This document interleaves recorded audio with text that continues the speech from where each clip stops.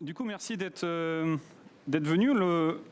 On va parler d'une... Je ne suis pas là pour vous vendre un produit. D'abord, on va un peu se... C'est bon le micro? Oui, c'est bon. Ouais? Non? Ouais? Je ne suis pas là pour vous vendre un produit. Je suis plutôt là pour vous parler de la manière dont on l'a architecturé, comment on l'a pensé. Donc, juste avant de commencer, je m'appelle François-Guillaume Ribro. Vous pouvez me retrouver avec ce login-là sur Twitter, GitHub, Stack Overflow, etc. Ça fait 10 mois que je travaille chez Ouest France en tant qu'architecte et responsable des développements numériques. Et en parallèle de ça, je maintiens des software as a service comme Redspin, ImageCharts, MailPoppin. Alors, je ne sais pas si ça parle à certains d'entre vous. Et avant ça, je venais plutôt du monde des startups. On est dans... Alors, c'est...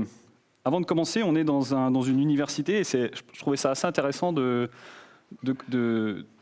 quoter Christopher. Christopher, c'était la personne qui, quand il est arrivé dans l'équipe d'Alan Turing a dit « Ce gars-là est tellement bon qu'en fait, je vais le mettre responsable de mon recherche et développement, de mon équipe de recherche et développement. » Et ce qu'il disait, c'est que, en fait, quand on partage de l'information ou dans les universités, on ne devrait pas uniquement parler des technologies, des librairies, des choses très technico-pratiques et qui sont plus dans l'état de l'art, mais plutôt de s'intéresser aux principes qui sont sous-jacents, parce que ces principes-là, finalement, quand on prend un peu de recul, ils ne changent pas dans le temps.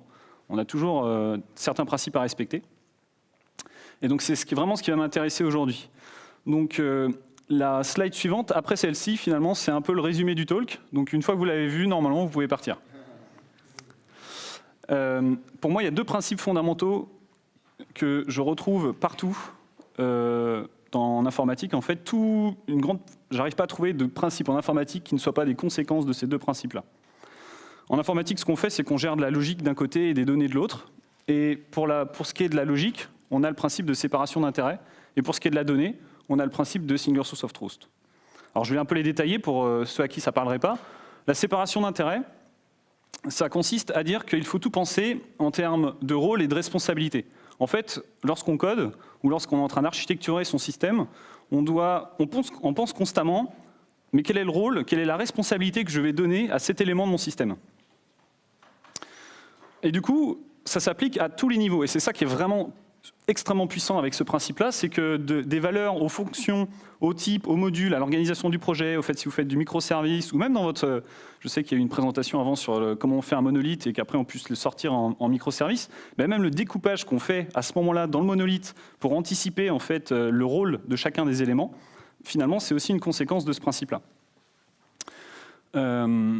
Et du coup les corollaires, eh bien le fait que quand le web a été pensé, on ait fait une séparation entre la structure du document, la présentation du document et le dynamisme sur ce document-là. L'approche composant, où on réutilise finalement des petites briques et après on construit dessus. Bien, tout ça, en fait, c'est des conséquences de la séparation d'intérêts. Idem pour toute l'approche service-microservice. Et puis, la notion de source de vérité unique consiste à dire, dans mon système, je ne dois pas dupliquer d'informations. À partir du moment finalement où je fais un copier-coller, j'ai déjà perdu et je ne respecte pas ce principe-là. Et si je fais un copier-coller, ça veut dire que je vais devoir maintenir de la cohérence, en fait, de la consistance entre ma source d'origine et là où j'ai fait le coller. Ça n'empêche pas qu'à partir de ma source de vérité, je peux avoir plusieurs représentations de ma donnée. Et on va le voir avec différents exemples ensuite. Donc du coup, on pense tout de suite à l'event sourcing où j'ai un log, après j'ai plusieurs vues matérialisées qui vont représenter qui vont répondre à différents besoins de lecture de cette donnée-là. Mais le fait de suivre la forme normale, les différentes formes normales pour modéliser sa base de données, bah finalement, en fait, c'est simplement, j'arrête de dupliquer de l'information. Le moyen de normaliser une base de données, quand on normalise un schéma, bah c'est finalement d'arrêter de dupliquer de l'information. Et c'est une conséquence de l'approche single source of truth. Et dernier exemple, master-slave. Master-slave, mon master, c'est là-dessus où il va prendre toutes mes écritures, et le slave n'est qu'une copie, à un instant T, du master, avec plus ou moins de lag suivant le réseau. Et du coup, mon slave, il peut crash, quand il va redémarrer, il va se resynchroniser au master. Mon master, c'est bien la source de vérité. Alors je vais donner 2 exemples pour illustrer ça une dernière fois. C'est qu'il n'y a pas si longtemps, quand on faisait un applicatif, l'applicatif stockait dans le code source, on y mettait la notion des différents environnements et la configuration de chacun de ces environnements-là. On avait des fichiers, alors, que ce soit peu importe le langage, on avait soit des YAML, soit des PHP, des fichiers inc.php ou autres, et là-dedans on mettait voilà, les paramètres de connexion à ma base de données. Ce qui fait que le projet contenait la notion de quels sont les différents environnements dans lesquels je vais m'exécuter. Et pour chacun de ces environnements-là, voilà la configuration. Alors depuis, on a évolué. Hein. Ça n'a pas été une bonne pratique de mettre les mots de passe de la prod dans un repo. Mais l'application avait cette connaissance-là. Et ce qu'on voit aussi, c'est que pour les logs, c'était à peu près la même chose. L'application savait où elle allait enregistrer les logs dans le disque. Progressivement, ce qu'on voit, ce qui se passe avec l'industrie, alors ça a commencé avec les passes, et puis 12 factor, et puis maintenant on arrive à un niveau de maturité supérieur avec les orchestrateurs, où ce qu'on fait, c'est que l'application, on va progressivement lui enlever de la responsabilité et la mettre au bon endroit. C'est plus à l'application de savoir sa configuration, l'application, elle sait juste ses clés de configuration, et apprend ça notamment par des vardanves. Par contre, la notion de la gestion de la configuration, on va la mettre à un autre niveau, et là, typiquement, avec Kubernetes, ça va être au niveau de l'orchestrateur. C'est l'orchestrateur qui va gérer le stockage de la configuration et qui va stocker à un seul endroit, donc là on revient au principe de Single Source of Truth, qui va stocker à un seul endroit, par exemple, les paramètres de connexion à telle base de données.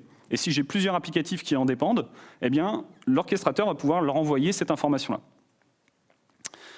De la même manière, on demande à l'applicatif de ne plus savoir quoi faire des logs, on lui dit simplement tu envoies sur stdr, stdout, et après c'est le rôle de l'orchestrateur de savoir qu'est-ce qu'il fait de ce flux de log, où est-ce qu'il stocke, etc., etc. Lui, on va pouvoir du coup avoir un pattern qu'on a avec Kubernetes notamment, qui est le cluster-wide logging, où on prend tous les logs des applicatifs et après on choisit à un seul endroit de notre système, donc il n'y a qu'un seul endroit de notre système qui a la connaissance de où est-ce qu'on envoie les logs, pour le stocker du coup.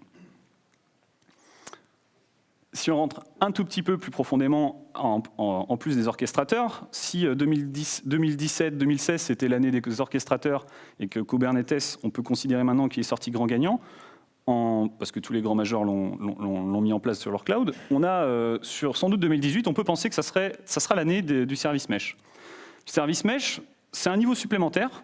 On sort de l'applicatif la notion de, par exemple, de rate limiting. Le rate limiting, on peut l'appliquer, on peut le développer, dupliquer cette information entre chacun de nos applicatifs, nos API par exemple, si on fait du microservice, qui vont gérer le rate limiting, et on sait qu'on a plusieurs niveaux de rate limit, on a un niveau global à tous les applicatifs, puis après on a un niveau qui va plutôt être par IP, puis ensuite on a un niveau qui va plutôt être au niveau de l'authentification, et cette connaissance-là, on va vouloir la centraliser.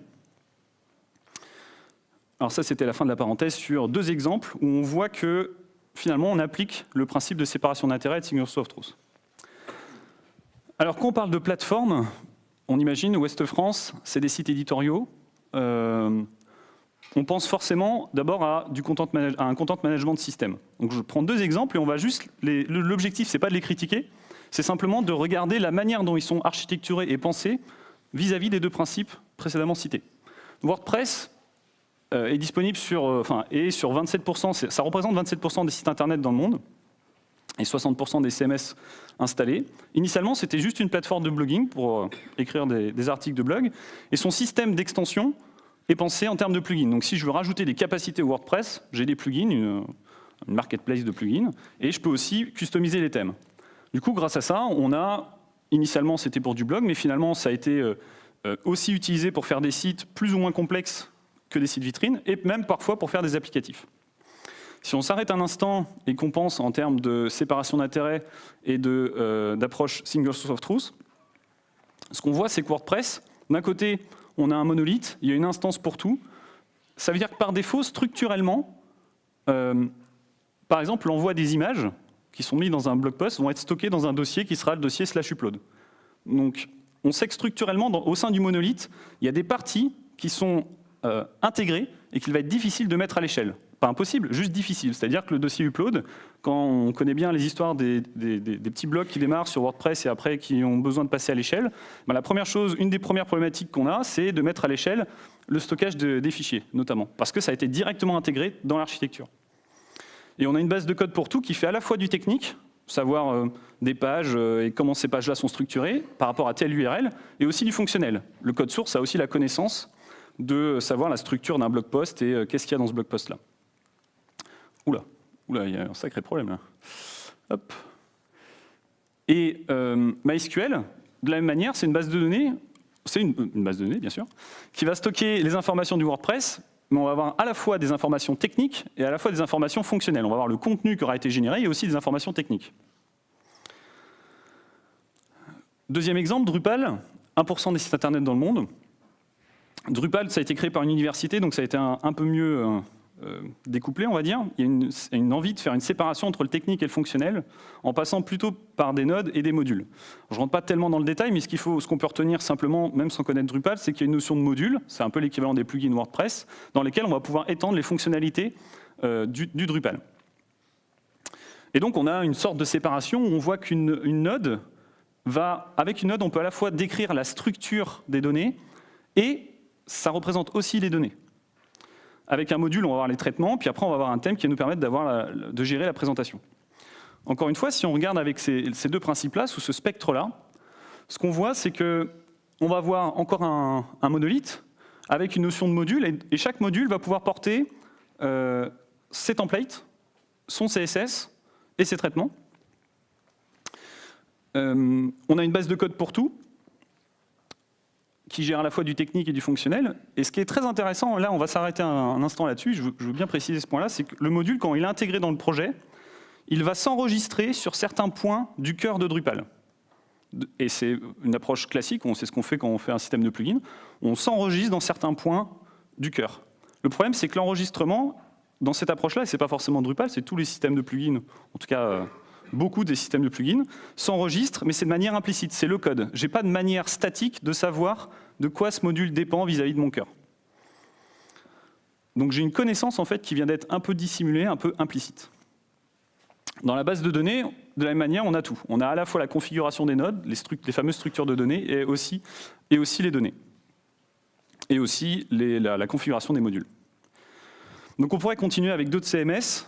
L'approche est assez semblable pour l'instant jusqu'à présent de ce qu'on peut voir sur le marché. On a des bases de données monolithiques avec une base de code plus ou moins monolithique. On a des CMS maintenant qui émergent avec une approche plus en microservices. On respecte du coup le principe de single source of truth. À partir du moment où on a dans une base de données toutes nos informations, c'est le meilleur moyen de respecter single source of truth. Ça pose d'autres problèmes, mais c'est le meilleur moyen de respecter single source of truth. Par contre, sur la séparation d'intérêts, si je mets tout dans une base de données, j'ai un problème au niveau de ma séparation d'intérêts. Donc on voit qu'il y a un certain effet de balance. Alors du coup, c'est toujours la même histoire. On met en place un CMS monolithique dans une entreprise. Il y a des petites évolutions au fil du temps qui sont faites par touche. Alors là, c'est super intéressant au début parce qu'on est sur une base propre, donc on peut facilement itérer dessus. Et puis, c'est fou, j'ai un... Bon. Et puis, hop là... Et puis, on a une accumulation progressive de la dette. Alors, dans tous les projets, c'est pas parce que c'est un CMS monolithique qu'il va y avoir plus d'accumulation de dette. C'est pas parce que c'est un monolithe qu'il va y avoir plus d'accumulation de dette. En fait, peut-être qu'on devrait considérer qu'en tant qu'être humain, on va forcément faire des erreurs. Même le meilleur des développeurs va forcément faire, à certains endroits, il va accumuler de la dette. Donc peut-être qu'on devrait considérer les structures, l'organisation, l'architecture des projets qu'on fait sur ce principe-là, sur ce postulat-là, et se dire comment je fais pour isoler les différents endroits où de la dette va être créée, ce qui va me permettre de plus facilement les changer. C'est une des sources aussi de l'approche microservice, c'est qu'on peut isoler la dette de cette manière-là. Et du coup, une fois qu'on arrive à un point où ça devient insoutenable, eh bien, les évolutions sont trop coûteuses, et on se dit, bon, bah, ok, on fait une refonte. Alors, on pourrait très bien se dire, ok, ça c'est des monolithes qui sont des CMS qui sont en monolithe. On peut très bien aller sur du microservice. Maintenant, on parle beaucoup de headless CMS, de Content API. Vous en faites pas, on va y revenir. Avant ça, je voulais faire un rapide historique de ce qui s'est passé chez Ouest France, qui est un exemple parmi d'autres. On a un site entre 1998 et 2008 qui était développé en interne, avec un framework interne, plusieurs frameworks internes, une seule base de code, où structurellement, on n'a pas besoin de savoir, mais le risque est fort que si on a une seule base de code qui contient tout, on est progressivement une approche spaghetti. Il y avait une base de données, un back-office, et deux problèmes qui sont assez intéressants, c'est que quand vous avez un monolithe, vous envoyez tout d'un seul coup, modulo apparemment la dernière présentation, et vous avez un bug domain. Donc s'il y a une partie du monolithe qui tombe, c'est possible que par effet domino, ça fasse tomber l'intégralité du monolithe. Du coup, il y a eu, en 2008, l'idée était de se dire, bon, on ne peut plus le maintenir, ou X raisons. Et donc, ce qu'on voit souvent, c'est qu'il y a cet effet balancier, où finalement, on a pris une approche A, et les décideurs vont se dire, maintenant, on va à 180 degrés, allons de l'autre côté. Donc, ce qu'on a vu apparaître entre 2008 et 2017, c'est plutôt une approche que j'appellerais satellite network. C'est des monolithes, mais qui sont disposés indépendamment, donc du WordPress et du Drupal. Et on va avoir différents sites du groupe comme ça qui vont être créés indépendamment. Alors, ça a des vertus. Ça permet de lancer un nouveau site très facilement. C'est sûr, on le met de manière indépendante. Ça permet aussi structurellement de réduire la dette, parce qu'effectivement, on va pouvoir avoir des sites qui vont chacun avoir leur propre dette, donc c'est plus facile à maintenir comme ça. Par contre, on a des problèmes pour maintenir la cohérence. Il y a des problématiques au niveau des données, puisqu'on est en train de créer des silos de données. Si vous avez plusieurs Drupal, par défaut, ils vont chacun avoir leur base d'utilisateurs. Comment vous mettez en place de la cohérence là-dessus? Comment vous mettez en place du SSO? Comment vous mettez en place aussi une cohérence graphique? Parce que là, on a un problème avec le principe de source unique. Là, ici, on a sans doute du CSS et du HTML qui est dupliqué. Notamment, imaginez juste les headers. Si vous voulez maintenir une cohérence graphique entre tous les headers de ces sites-là, on voit que le niveau de complexité augmente. Donc en 2017, le projet de refonte est arrivé. Et ce qui va être intéressant, et c'est sur ce point-là, je pense qu'on peut faire une distinction par rapport aux approches classiques CMS, c'est qu'il a été demandé d'intégrer des partenaires externes et d'être capable d'intégrer des partenaires externes. Si on est sur une approche CMS où on gère l'intégralité de sa stack, et qu'il n'y a pas cette problématique-là, mon discours serait autre, mais ici, on a cette problématique-là. Et on a un second point qui est d'intégrer tous les sites et les services au sein d'une même plateforme. Du coup, où est-ce qu'on se met sur ce spectre-là? Est-ce qu'on part sur une approche monolithe? Mais à ce moment-là, si on part sur une approche monolithe, on va refaire exactement le même problème que ce qu'on a vu dans le passé. On va accumuler, ça va devenir immaintenable. Et d'ici 5 ans, quand on aura une approche décideur avec un amortissement financier, eh bien, on va dire non, finalement, on ne peut plus, il faut refaire une refonte. Il y a une super conférence d'ailleurs de Quentin là-dessus sur le fait que les projets informatiques ne sont plus d'amortissement financier, au passage. Et on pourrait partir sur l'approche satellite network, mais là, ça a très peu de sens parce qu'on a besoin de tout agréger au sein d'une même plateforme. Donc ça ne peut pas fonctionner. Donc on peut très bien se dire, et là je refais un lien par rapport à la slide sur est-ce qu'on peut faire du headless, du microservice. Là, ici, c'est une architecture qu'on pourrait faire en se disant, d'un côté, on a notre headless CMS qui a son propre back-office, qui expose des API. Et on a une couche front qui va nous permettre d'avoir finalement tous nos templates et la manière dont on présente l'information. Si on regarde encore une fois sur nos deux principes qui commencent à devenir un peu plus connus maintenant, en fait, dans notre front, on va avoir tous nos templates, peu importe d'où vient la donnée. Donc ce qu'on a, c'est que, oui, ok, on est single source of truth, j'ai qu'un seul endroit où je gère mes templates, donc ça me permet de réutiliser des éléments. Par contre, j'ai pas de séparation d'intérêts. On voit ici que j'ai des widgets qui peuvent être de mes partenaires, et je vais aussi avoir article detail qui va être plutôt local à mon métier. Donc j'ai tout de mélangé en fait. Et dans une archi, dès qu'on commence à mélanger des choses, on sait que ça va mal continuer. Un autre point, c'est que si on est sur une approche d'équipe indépendante, ici, là, je vais avoir mon équipe éditoriale qui va avoir tout le contrôle sur le headless CMS, mais qui va devoir travailler aussi sur la couche front. Sauf qu'elle ne sera pas la seule à travailler sur la couche front. Donc on va avoir en fait des contentions, non pas, aussi au niveau du code, mais aussi entre les équipes, pour pouvoir mettre à jour cette couche front-là. Donc structurellement, juste avec ce schéma d'archi, on voit qu'on va avoir quelques problèmes qui vont se poser, qui peuvent se poser, mais on doit les anticiper. Si on fait qu'une seule API, une API widget pour intégrer nos partenaires, finalement, on ne va pas respecter le principe de séparation d'intérêts, parce que si j'ai un partenaire météo et un autre partenaire qui me donne les obsèques, les deux, on va les mettre au sein d'une même API. Donc en fait, on va mélanger au sein d'une même API différents domaines métiers, elle va grossir dans le temps, et si elle tombe, d'ailleurs là on voit qu'on a un SPOF, parce que si elle tombe, j'ai tous mes widgets partenaires qui tombent. Et ça crée un goulot d'étranglement d'ailleurs, parce que si vous voulez intégrer plusieurs, même une quarantaine de partenaires assez rapidement, vous allez devoir modifier, vous allez vous-même devoir intégrer ces partenaires-là dans votre API. Donc vous allez, en fait, la DSI dans l'entreprise va être un goulot d'étranglement pour l'intégration des partenaires, et ce n'est pas ce qu'on souhaite. Enfin, comme on a un couplage assez fort entre le front et potentiellement ces API-là, alors assez fort, ça dépend après du niveau de contrainte que vous mettez sur vos contraintes d'interface, mais les cycles de release ne sont pas forcément autonomes. Si on fait un retour aux sources, ce qu'on voit, c'est que... Alors, il y a un principe qui s'appelle le design system, je ne sais pas si vous en avez entendu parler, l'atomic design, pardon. Mais ça, pour faire très simple, ça consiste à dire qu'on a une approche par couche, donc dès qu'on parle d'approche par couche, il y a souvent la séparation d'intérêts qui est là-dedans. Modèle OSI, ici, on est exactement sur la même approche. C'est qu'une page va mapper sur des templates vont contenir des organismes sont composés de molécules, des molécules sont composées d'atomes. Et là, ce qui est très intéressant, c'est que ça respecte aussi l'approche single source of truth. C'est-à-dire qu'un atome, émettons un bouton, si je définis un bouton comme étant un atome, ce bouton-là va être réutilisé dans des molécules qui vont être réutilisées dans des organismes. Si je modifie à un seul endroit de mon système l'information, qu'est-ce que représente ce bouton, ça va s'appliquer aux molécules, aux organismes, etc. Et là, on voit qu'on a des effets de levier extrêmement forts. En fait, on a tout factorisé. Donc si, ici, on a la page d'accueil de Ouest France, c'est une page. Et si je descends au niveau de l'organisme, ce que je vois, c'est que j'ai un header, alors qu'il y a beaucoup de sous-éléments, mais c'est un header. J'ai aussi une barre en ce moment, trading, j'ai un breadcrumb, un fil d'Ariane, j'ai un article detail, donc là, article list, pardon, une liste d'articles, et puis ensuite j'ai deux widgets, un qui va être pour la météo et un qui va être pour les obsèques. Ça, c'est ce qui est très intéressant ici, c'est que c'est des partenaires. Ici, c'est un partenaire totalement externe au groupe, et ça, c'est un partenaire interne. On va revenir aussi à la manière de gérer ça.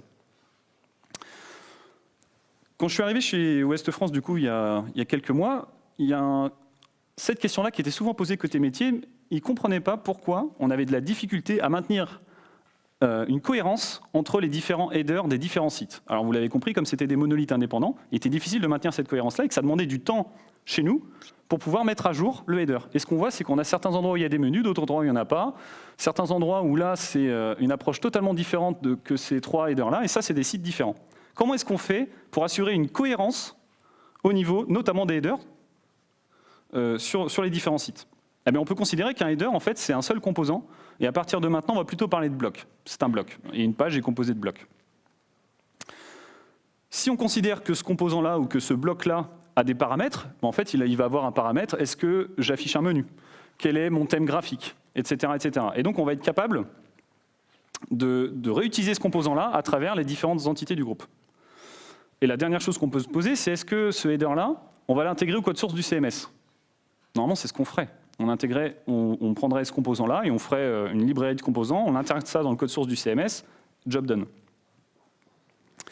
Le problème, c'est que si on fait ça, on va avoir un monolithe qui va grossir de plus en plus et on ne va pas avoir les résultats attendus. Donc si on considère que chaque bloc soit indépendant du CMS, en fait la logique nous emmène dans cette direction, et du coup s'il est indépendant du CMS, il va pouvoir être administré et géré avec sa propre source de vérité en dehors par une équipe indépendante.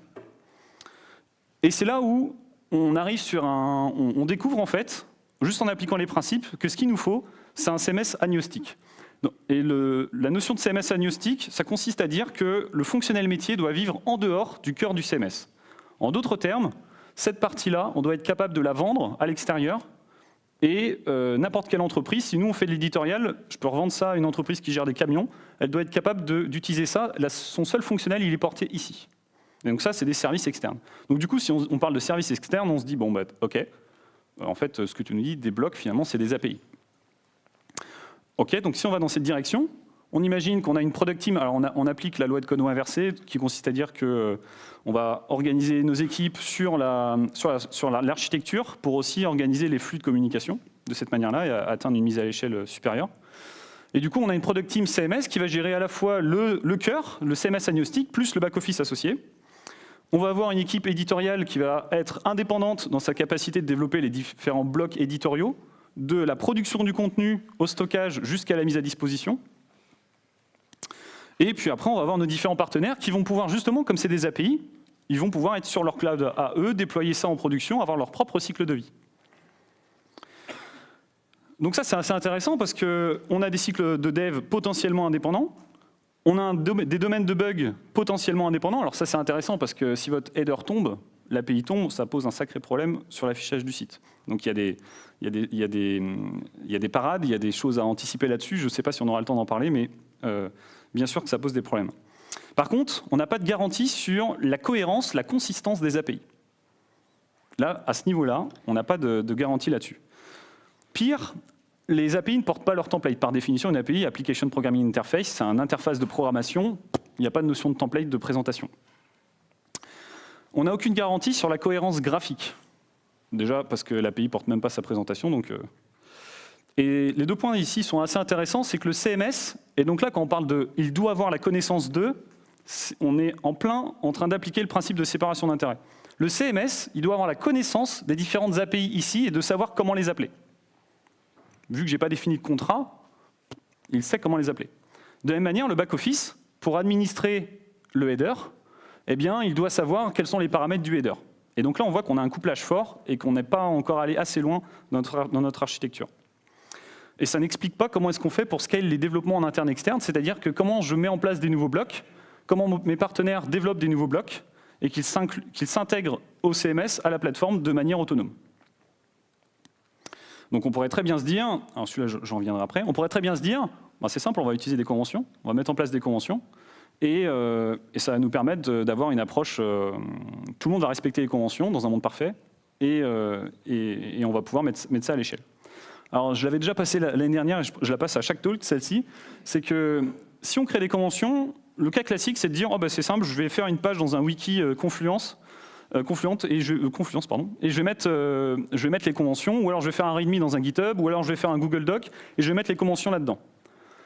En fait, les conventions, structurellement, ça ne peut pas fonctionner si, quand un nouvel arrivant arrive dans l'équipe, ça peut être un stagiaire, ou un prestataire, ou un interne, quand il arrive dans l'équipe, lui, il n'a aucune connaissance de tout ce que vous avez mis en place.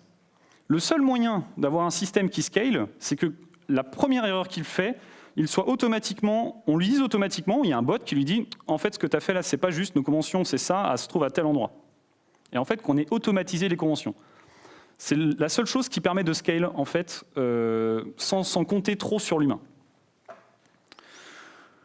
Du coup, pour garantir des API consistantes, il y en a beaucoup qui l'ont pensé, il faut mettre en place un contrat. Et ce qu'on va vouloir dans ce contrat-là, donc ici, on a notre bloc header, on va mettre un contrat dessus. Ce qu'on va vouloir, c'est qu'on exprime quel est le nom du bloc, quelle est sa version, parce qu'on va vouloir versionner les blocs, quelle est sa configuration, quels sont les paramètres que je dois passer à ce header-là, quels sont ses thèmes, quel est son état. Alors son état, c'est quand je génère une page, je sais qu'il y a un header, il faut bien que j'appelle l'API header pour récupérer des datas et les réinjecter dans son template, pour ensuite rendre la page. Donc si on continue là-dessus, en fait ce qu'on voit, c'est que le CMS Agnostic, la seule responsabilité de sa base de données, c'est d'avoir un registre de block provider. Alors les block providers, en fait, on va arrêter de parler d'API maintenant, on va plutôt parler de block provider, puisque une API, ça ne répondait pas sémantiquement aux besoins. Un block provider, en fait, c'est un service qui offre un ou plusieurs blocs au CMS Agnostic. Et le CMS Agnostic, la seule chose qu'il fait, c'est qu'il garde un registre des block providers, donc finalement des URL sur lesquels appeler ces blocs, et aussi de la configuration qui a été spécifiée. Mais la configuration de manière générique, donc il n'a aucune connaissance de tous les blocs qui sont autour. Petite parenthèse, on aurait très mieux pu partir sur du gRPC ou des technos un peu trendy, hipster. L'idée, ça a été de se dire, on veut baisser la barrière à l'entrée, puisqu'encore une fois, on doit intégrer des partenaires externes. Donc ce qu'on veut, finalement, c'est avoir le plus simple possible. Qu'est-ce qu'on fait du plus simple en API? On fait du HTTP et du JSON, et pour l'instant, ça se passe bien. Donc si on résume, quand on veut charger la page d'accueil est composée de blocs. Donc le CMS, quand on demande /, va regarder dans sa base de données de configuration, récupérer les blocs qui correspondent à cette page-là et leur configuration, appeler les différents block providers. Les block providers vont retourner les données. On a la consolidation ici, on retourne la page. De cette manière, on peut avoir autant de block providers qui sont gérés en interne ou en externe, et on a un système qui peut aller à l'échelle. En tout cas sur le papier pour l'instant. Alors, l'approche quand on crée une plateforme, c'est forcément de respecter ce principe-là. C'est tous les outils qu'on va développer, il va falloir qu'on les utilise nous-mêmes. Donc, on a mis ça sur GitHub. Et la définition du format JSON que doit sortir un block provider, on l'a mis en JSON schema. JSON Schema, pour ceux à qui ça ne parle pas, c'est l'équivalent du XSD, c'est l'équivalent XSD du XML. Donc ici, on définit notre format en JSON Schema, et grâce à ça, on est capable de générer un CLI validateur. Donc pour ceux qui avaient repéré le hashtag, effectivement, celui-là, il est codé en Rust. Et grâce à ça, que je sois en local ou que je sois dans mon CI, je vais pouvoir utiliser mon validateur pour valider si oui ou non mon block provider va pouvoir s'intégrer dans la plateforme. En tout cas, un premier niveau de validation. Et puis aussi, et là c'est très intéressant, et c'est juste une conséquence d'avoir respecté le principe de Single Source of Truth, c'est qu'à partir du moment où je pars d'un schéma, je suis capable d'avoir, on l'a vu, un validateur, je suis capable de générer de la documentation, et quand ma documentation, hors de question qu'elle soit manuelle là-dessus. Je modifie dans mon schéma et ça va modifier à tous les autres endroits du système. Donc ici, ce qu'on voit, c'est qu'on est capable de générer de la documentation relative au JSON Schema. Alors, petite parenthèse, j'en profite, comme il y a beaucoup de développeurs ici, je n'ai pas trouvé de librairie, peu importe le langage, qui me permettait d'avoir le niveau de détail souhaité pour générer la documentation, donc je me suis permis d'en créer une. Il y a encore beaucoup de boulot à faire, donc si certains d'entre vous sont intéressés pour faire des pairs là-dessus, ça m'intéresse beaucoup. Et le dernier point, c'est que le block provider, on va vouloir l'exécuter en local sur sa machine, ou même dans son CI, pour après exécuter des tests système dessus, ou fonctionnels. Et donc, là, on a un block runner qui vous permet de lancer en local votre block provider. Alors, ce qui est très intéressant, c'est qu'ici, on voit qu'on ne respecte pas le principe de Single Source of Truth. Pourquoi? Parce que le cœur du CMS, actuellement, il est codé en Java, et ce block runner-là, il est totalement indépendant, il a été codé en Node.js, et donc on ne respecte pas du tout la manière dont c'est exécuté dans le cœur du CMS. Moralité, on n'est pas Single Source of Truth puisqu'on a dupliqué de l'information qui est la manière dont c'est géré.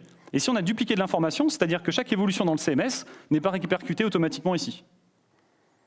Et les conséquences, c'est que notre block runner n'est pas une représentation de la réalité. Et ça, c'est un problème, il faut qu'on le corrige.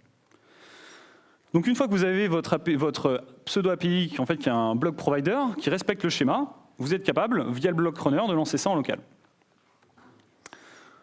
Alors, grâce à ça, juste avec ça, on a déjà eu des premiers résultats intéressants, c'est qu'on a un service interne qui est indépendant du nôtre, mais un service interne qui a utilisé uniquement les outils mis à disposition et qui a créé son block provider dans son coin.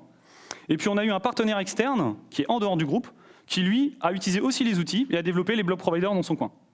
Et ça, c'est un truc qu'on retrouve énormément dans les startups, c'est qu'on a de l'attraction, et nous, en fait, on n'était pas encore prêts à intégrer ces block providers-là.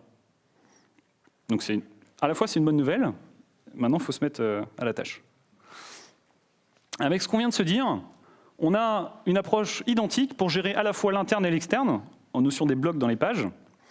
Le CMS, il sait gérer que le format block provider. Il n'a aucune connaissance, finalement, de ce qu'il y a dans ce format-là, des valeurs qui sont à l'intérieur. Et ça, c'est super utile, puisque du coup, on peut scale, on peut rajouter autant de blocs qu'on souhaite, en fait, autour de ça. Mais il y a encore des questions qui restent en suspens. Une question qui est assez forte, c'est mais comment on gère le back-office? Comment le back-office va être capable d'administrer les différents types de blocs? Alors ici, vous avez le début du retour d'un block provider. Donc en fait, on voit, ça c'est son adresse de configuration du block provider. C'est ça qu'on va donner au CMS pour lui dire, voilà les blocs que je vais enregistrer chez toi. Et on voit que c'est un tableau de blocs. Alors ici, on a un exemple de bloc Bitcoin, parce que je me suis dit que c'était tendance de parler de Bitcoin. On a des labels, alors je passe le détail. Par contre, ce qui est intéressant, c'est que ce bloc-là, il a plusieurs configurations qui sont versionnées, et on dit, voilà où tu dois aller chercher la donnée, et comment tu dois aller la chercher, voilà les paramètres que tu dois me passer. Ça, là, vous avez sans doute reconnu, c'est de l'OpenAPI, qu'on appelait avant Swagger. Et le problème, c'est que ça ne définit pas la manière dont on va l'afficher. Si on affichait ça, et d'ailleurs c'est ce qu'on voit quand vous utilisez la documentation générée par Swagger, c'est une liste de champs. Ce n'est pas très développeur-friendly. L'idée, c'est de se dire, on va préciser un champ UI, où ici on va pouvoir avoir tous les paramètres, et pour chaque paramètre, on va pouvoir préciser comment tu me l'affiches. On peut même préciser le widget qui va être utilisé. Ça ne sera pas forcément un champ de texte, mais s'il faut chercher un article, on pourra proposer, nous, un widget qui permettra d'aller sectionner des articles et qui retournera des identifiants d'articles. Alors, on n'a pas inventé ce format-là, ça s'appelle UI Schema ou JSON UI Schema. Ça a été développé par Mozilla, en tout cas promu par Mozilla. Vous avez votre JSON Schema ici, vous avez votre UI Schema, donc nous, on a intégré les deux au sein de notre contrat block provider. Et grâce à ça, on peut générer des formulaires, mais qui peuvent aller de manière très complexe. N'hésitez pas à aller voir la librairie poussée ici, là. Mais on voit bien qu'on peut mettre des conditions en fonction de tel champ, je peux afficher tel ou tel autre paramètre. Et ce qui est très intéressant, c'est qu'actuellement, c'est le seul moyen de nous garantir de respecter Single Source of Truth et la séparation d'intérêts. J'ai qu'un seul endroit où je définis la manière dont les informations, les paramètres vont être représentés. J'ai qu'un seul endroit où je décris mes paramètres, et après, ça me génère mon interface de configuration. Et du coup, grâce à ça, on respecte bien nos deux principes, et le back-office a uniquement la connaissance du format block provider de JSON Schema et de UI Schema. Et du coup, on a des conséquences qui deviennent intéressantes aussi ici, c'est que notre block provider, l'équipe qui est en charge de ce bloc-là peut à la fois gérer les paramètres qu'il attend et aussi la manière dont ça va être représenté dans le back-office, de manière totalement indépendante. Donc là, on vient de découpler la mise à jour du CMS, de tous les développements des blocs et de l'évolution fonctionnelle de ces différents blocs. Alors on peut se demander, mais comment on va assurer une cohérence graphique? Parce qu'assurer une cohérence graphique, pour automatiser ça, ça commence à devenir un peu plus compliqué. Alors la première chose, c'est pour passer à l'échelle sur le graphique, il n'y a pas 36 façons de faire, et Windows et Apple, depuis leur premier système d'exploitation, l'ont bien compris, on doit mettre en place des guidelines. On doit spécifier la manière dont on affiche tel type d'information. C'était l'approche composant avant l'approche composant. Du coup, nous, on appelle ça SIPA UI chez nous, donc ça va être nos guidelines. Il faut imaginer les guidelines comme l'équivalent d'un bootstrap, où vous avez du HTML, CSS qui définissent les composants réutilisables, et ensuite on met des thèmes dessus, pour Ouest France, pour Presse Océan, etc., pour toutes les entités du groupe. Et du coup, l'idée, c'est que dans la suite de la définition de notre block provider, on a une partie template où l'équipe interne ou externe en charge du développement du block provider va être capable de définir, voilà le template que je t'envoie. Et on demande un template et on ne demande pas du HTML. Pourquoi? Parce qu'on ne veut pas que le CMS il soit aveugle sur les données qu'on lui envoie. On veut qu'il puisse faire une distinction entre la présentation de la donnée et la donnée elle-même. On fait qu'appliquer finalement ce qu'on a dit précédemment. Et il y a d'autres avantages, parce qu'on peut aussi sortir, non pas du HTML, mais sortir directement un flux de JSON qui représente l'intégralité des données qui ont servi à construire la page. Et ça aussi, c'est très intéressant, notamment pour l'automatisation. Et on a pris Moustache parce que Moustache, c'est une librairie qui a deux caractéristiques très intéressantes. La première, enfin 3 caractéristiques. La première, c'est qu'elle est très simple à comprendre. N'importe quel développeur, en 30 minutes, est capable de comprendre comment fonctionne Moustache. La seconde, c'est qu'elle empêche de mettre de la logique dans ses templates. C'est une librairie qui permet que 3 choses, l'interpolation, les conditions et les boucles. Et c'est tout.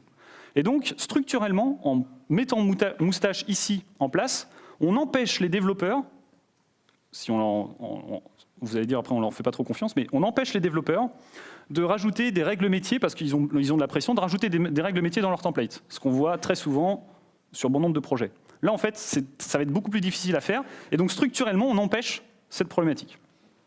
Ou du moins, on la réduit. Et le troisième point, c'est que Moustache est disponible dans quasiment tout langage de programmation. Et donc, c'est encore une fois pour abaisser la barrière à l'entrée, pour s'intégrer à la plateforme.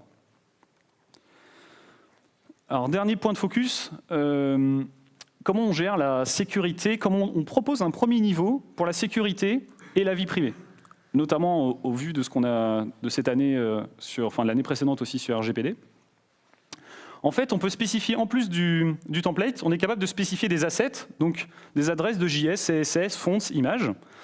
Et au moment où l'équipe va pousser une nouvelle version de son block provider, on rentre dans l'étape de validation. On rentre dans l'étape de validation du block provider par l'équipe plateforme chez nous. C'est la même approche, et vous l'avez sans doute compris, qu'un block provider est à la plateforme numérique chez nous, ce qu'une application iOS est à l'Apple Store. Même logique. Et du coup, quand ils soumettent une nouvelle version de leur bloc, ce qu'on souhaite faire, c'est enregistrer, non pas les URL, mais aller chercher le contenu directement à ce moment-là, et l'enregistrer chez nous. Vous l'aurez compris, pourquoi on veut enregistrer le contenu, par exemple, du CSS et du JS, et l'enregistrer chez nous au moment où ils le soumettent, c'est qu'on ne veut pas du tout dépendre d'un serveur externe sur ces ressources-là. S'il se fait corrompre, s'il se fait pirater et qu'on change le JS, que l'attaquant change le JS, il peut du coup intégrer du JS chez nous. Ce serait une mauvaise... on ne veut pas ça. Donc du coup, on enregistre ça chez nous. on a des validations automatiques et on va inspecter le template. Et c'est là où on a une phase de validation malheureusement manuelle, où on va devoir valider que est-ce que le partenaire interne ou externe, même si c'est un service interne, tout le monde est traité au même niveau.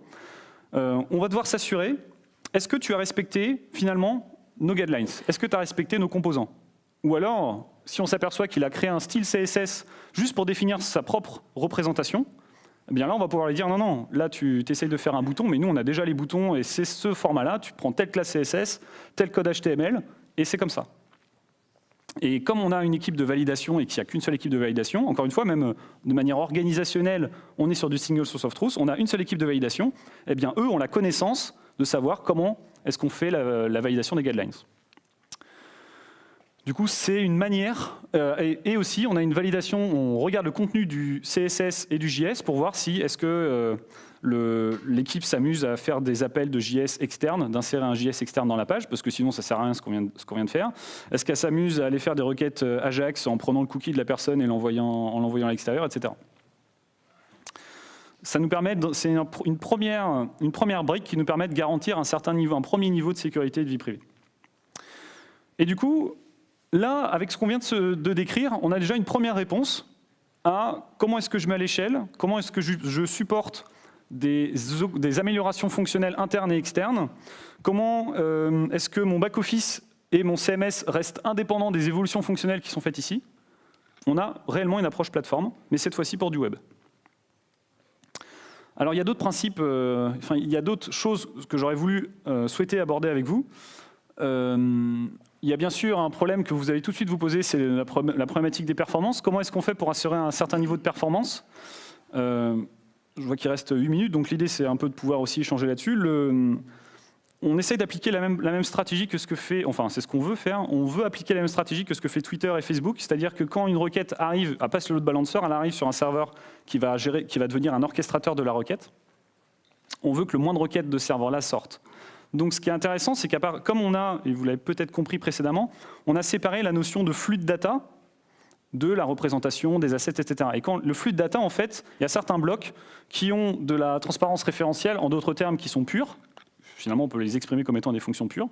Et donc, on est capable de cacher ces données-là. Et donc, de ne pas avoir une requête HTTP supplémentaire à faire pour ce bloc-là. Il y a d'autres questions aussi, on l'a abordé tout à l'heure, sur la partie la qualité de service. Comment est-ce qu'on peut garantir qu'une page va être fournie, même s'il y a certains blocs, par exemple le bloc météo qui est fourni par un partenaire externe, est indisponible à ce moment-là. Il est indisponible peut-être parce que le DNS n'arrive pas à être résolu, il est indisponible peut-être parce qu'il y a un timeout, il y a un socket timeout, il est indisponible peut-être parce que les données qu'il nous retourne sont plus valides. Au hasard, il a mis un proxy devant et le proxy a réécrit certaines choses qui sont plus valides pour nous.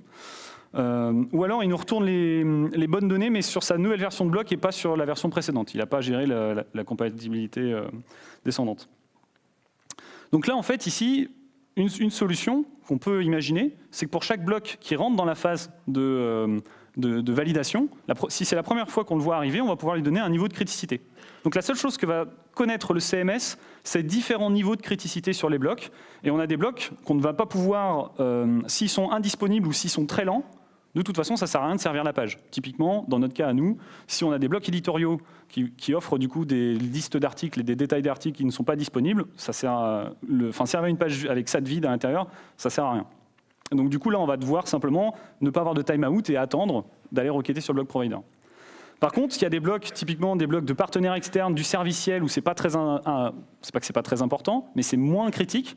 Eh bien là, ce qu'on va pouvoir faire, c'est enlever ce bloc-là de la page, avec tout le système, puisque ce qui est très intéressant, c'est qu'une fois qu'on a une seule manière de gérer les différents blocs constitutifs de notre plateforme, ben on n'a qu'une seule manière de monitorer les requêtes qui sont faites sur ces blocs-là. On n'a qu'une seule manière d'avoir notre back-office qui nous dit tel bloc, je l'ai enlevé sur cette génération de page, je ne l'ai pas mis dans la page.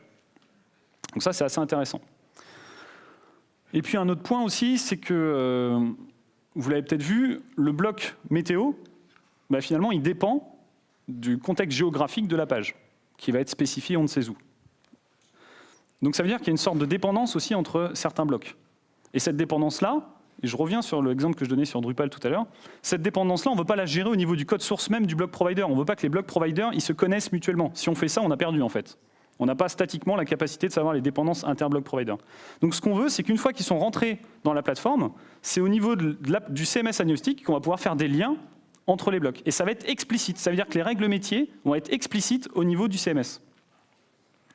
Et donc on est capable de générer un graphe de résolution statique, donc de savoir quels sont les premiers blocs et les autres qui en dépendent. Et donc derrière, après, on a des optimisations. Ça veut dire que si on est capable de le faire statiquement, on peut empêcher l'enregistrement au niveau du page builder, pardon, au niveau du back-office. On peut empêcher l'enregistrement d'une dépendance de bloc au niveau du back-office, parce que en fait, là, on rajoute un 4e niveau d'appel. On a premier niveau d'appel, 2e niveau d'appel, 3e niveau d'appel, et là, ça rajouterait un 4e niveau. Et comme on a la dépendance statique, ben, on serait capable de dire non, tu vas trop loin. Donc là, on pourrait dire au métier, notamment, tu as épuisé ton performance budget, ça ne sert à rien, n'enregistre pas, on te refuse l'enregistrement. Et on a aussi d'autres techniques. Alors vous avez sans doute repéré le config map, c'est exactement la même approche qu'on a avec Kubernetes. L'idée, c'est d'avoir, peu importe la configuration d'un bloc, on enregistre ça, on va enregistrer cette configuration-là de manière historisée. Et donc on va avoir de l'auditabilité, ça vient de là, etc., etc. Du coup, il nous reste 3 minutes si vous avez des questions. Oui.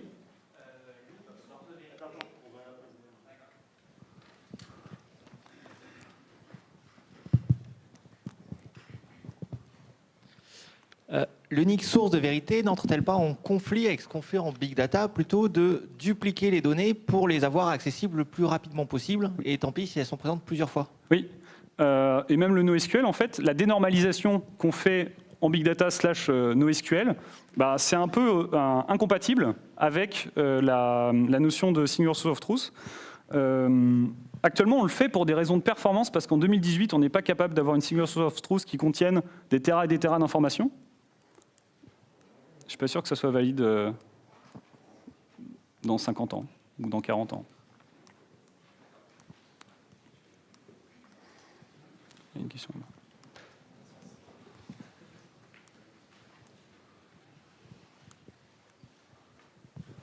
là. Bonjour, et merci pour la présentation. À un certain moment, tu as parlé des conventions et de leur respect par les nouveaux arrivants. Et tu as évoqué le bot pour la correction des éventuelles erreurs. Donc, est-ce que vous avez appliqué ce bot-là? Et sur quelle technologie se base? Oui, alors du coup, je ne l'ai pas mis dans les slides malheureusement, mais quand on commence à faire du microservice, on a besoin et qu'on a plusieurs équipes qui travaillent dessus. Alors, je fais un petit retour en arrière. En 2012, Jean Bringer, qui écoutait ce qui se passait sur les réseaux sociaux, etc. Et on était 4 personnes et on a développé 184 microservices sans savoir qu'à l'époque, ça s'appelait des microservices. On respectait juste ces principes-là, mais on savait qu'il y avait un processus d'avoir qu'une seule raison d'être. Donc, on est parti en microservice, on connectait ça avec du Rabbit, etc. Une problématique qui est vite arrivée, c'est comment est-ce qu'on fait pour avoir une visualisation à un instant T de la production et de quels sont les microservices qui communiquent avec qui. Du coup, ce qu'on s'est dit, c'est nos microservices étaient stockés sur du Bitbucket à l'époque, mais ça fonctionne pareil avec du GitHub. Et ce qu'on s'est dit, c'est que les noms des repositories allaient avoir une sémantique, et on allait avoir la notion de domaine, et puis ensuite la notion de service fonctionnel rendu. Et cette notion, finalement, ça revient à être une convention. Et ce qu'on a fait, c'est qu'à chaque fois qu'un repository était créé, on avait un job qui allait vérifier si, dans la liste des repositories actuels chez nous, ça validait nos conventions. Et donc, ce qui est très intéressant, c'est que là, quand on était 4, il n'y avait pas de problème, mais dès qu'on a commencé à faire venir une armée de stagiaires pour travailler sur le projet, parce qu'on était une toute petite start-up, eh bien là, du coup, eux, ils se sont pris un conflit. Et on n'a jamais eu besoin de leur dire, mais en fait, là, ton nom de repository, il ne suit pas la convention. Et ce qui est très intéressant, c'est qu'une fois qu'on a fait ça, l'étape suivante, c'est que grâce à ces conventions-là, on a été capable de générer un système qui nous affichait les relations entre les différents services. Parce qu'on savait que tous les services étaient liés à un même domaine et qu'on était capable d'analyser un certain niveau de flux. Alors maintenant, on est en 2018 et Istio est capable de générer ça. Bon, c'est super, c'est l'évolution de l'industrie. Donc ça, c'est un exemple. En autre exemple, ça va être tout ce qui est les conventions de code style. c'est exactement la même chose en fait. Le fait de faire passer un ESLint ou équivalent à un CSSLint ou équivalent dans son CI, c'est justement pour s'assurer qu'il n'y a qu'une seule manière de faire les choses et d'appliquer les conventions. D'ailleurs, on pourrait rentrer aussi sur les détails là-dessus, je crois qu'il doit rester 5 minutes. Le ESLint et CSSLint, quand on voit l'évolution aussi de l'industrie là-dessus, la manière dont on affiche l'information, enfin actuellement c'est qu'on stocke ça en fichier texte dans un système de Git ou SVN, mais peut-être qu'on n'a pas envie dans les prochaines années, chacun avoir sa propre représentation de la data et de stocker ces fichiers de code source de manière totalement compressée en fait. Donc sur cette partie de convention sur les codes style, peut-être que ça va dégager, mais en tout cas, typiquement, on a pu voir ça, et notamment après chez iAdvise, où on mettait en place ces conventions-là sur les repositories, et ça nous a permis d'assurer en fait une cohérence à chaque fois. Merci pour ta présentation. Là, ce que tu nous as présenté, c'est pour le site web de Ouest France. Vous avez peut-être des applications mobiles natives qui consomment directement des API. Qu'est-ce que vous avez mis en place du coup pour pousser cette cohérence-là aussi pour la production d'applications natives ? Alors ça, c'est un sujet sur lequel on travaille encore. Parce qu'il y a deux approches. Il y a deux approches là-dessus. En fait, quand on veut sortir des flux de data de la plateforme, alors c'est pas que Ouest France. L'idée, c'est que ça intègre tous les services et les sites du groupe. Mais cette problématique d'externalisation de la donnée, on voit que structurellement, les block providers exposent déjà indépendamment la représentation de la donnée.